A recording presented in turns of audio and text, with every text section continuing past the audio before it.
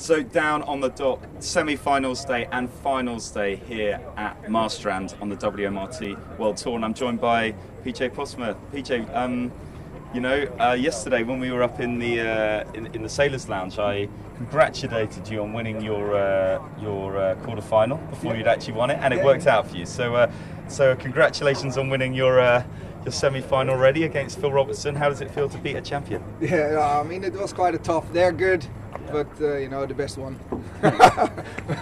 We still have to race for it. Best of 5. So the one who wins 3 races on the board is the winner, and we trained a bit together, so that's quite nice. We know what they have, I think, but we still have to do it. So it will be tight racing, and looking forward to it. And for those not familiar with you and your team on this World Match Racing Tour, this is actually, it's only your second World Match Racing Tour event. Yeah. So we're quite new. We started in February. Hadn't had any CAT or match race experience, but I think by very good teamwork, that's our strength. Putting that into place will grow quick, and let's see where we stand.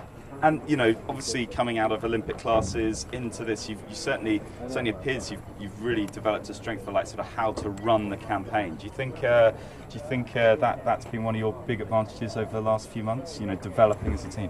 Yeah, I think I've got a certain strategy how to build it, and it doesn't go always according to plan, because you need everybody with you, and the steps are clear to me what's next and how to develop and staying balanced between critical and build up, and that's why we have a great positive atmosphere, and we love it.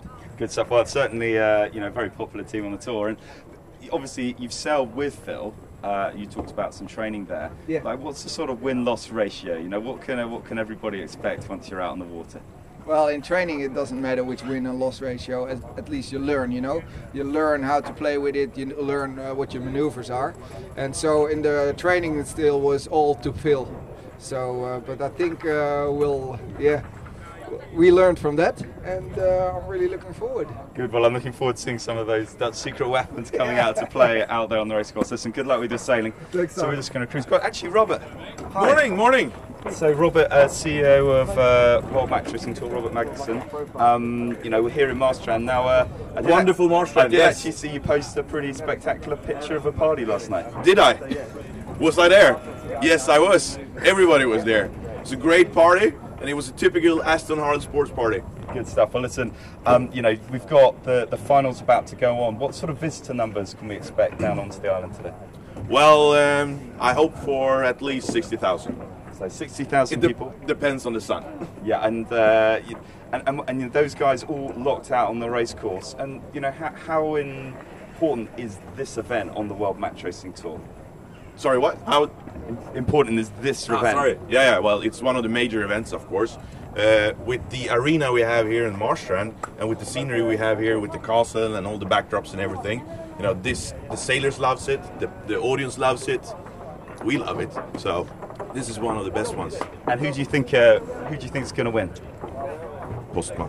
Postma's going to win. Okay, well, listen, I think that would be a very popular win. So listen, good luck, Robert. We'll see you up in the castle. Just going to cruise across US 1. Going to go out to Robertson and his team first. How are you? Good. How are you? Good. How are you, mate? So over on Phil Robertson on China 1, sponsored by a city in China called Ningbo, and Will Tiller.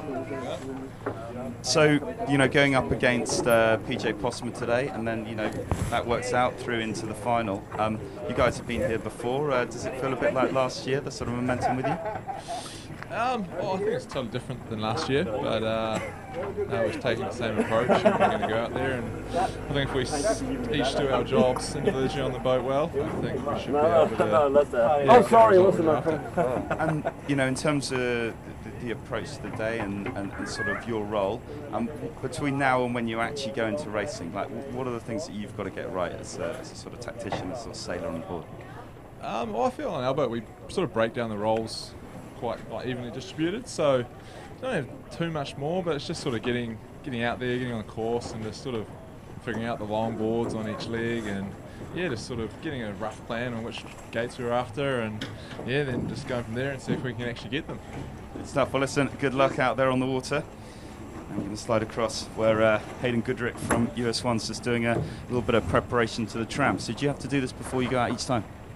Yeah, you know, we just sort of fine-tuning the boat, you know, making sure we've got it, you know, we would want it for the day, you know, and, you know, we had this boat yesterday, so we're just tickling it up a little bit from the things that we noticed yesterday that needed to be changed.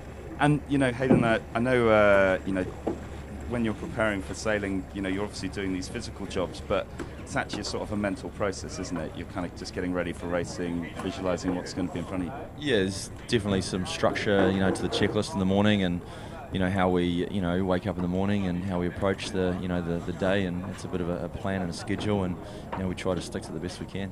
Good stuff. Well, listen, good luck out there on the race course. We will swing by Taylor.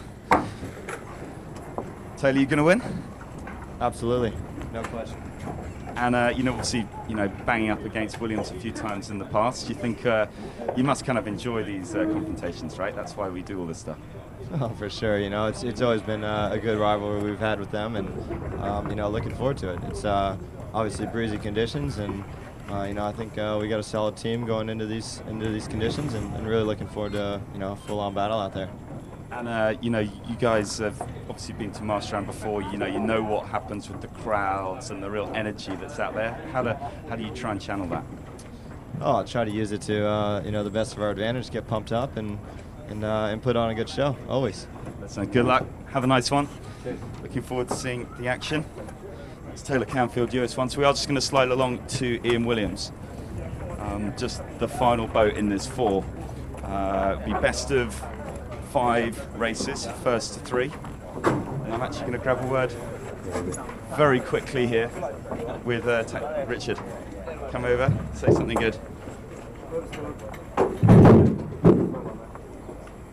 So Richard Sydenham sailing with GAC, up against Taylor Canfield. You guys obviously sailed against Taylor a lot.